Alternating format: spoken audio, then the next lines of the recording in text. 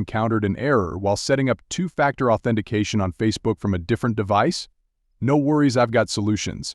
This error usually pops up if you're using an unfamiliar device or logging in infrequently. But fear not, I've got two fixes to guide you through. Firstly, try uninstalling and reinstalling the Facebook app. Follow on-screen instructions. After reinstalling, log in and head to Settings. Click on the three dashes, then Settings, Account Center, Password and Security, and finally, Two-Factor Authentication. Enter your password, choose SMS, add your phone number, and verify the code to enable two-factor authentication. If the first solution fails, there's another option: link your Instagram and Facebook accounts. Even if you don't have an Instagram account, create one and link it to Facebook. Detailed steps are in the comments.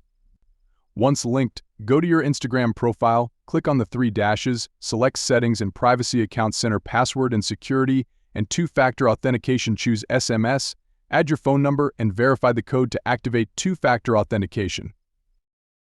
If this helps, share with friends, comment, and subscribe for more. See you in the next one.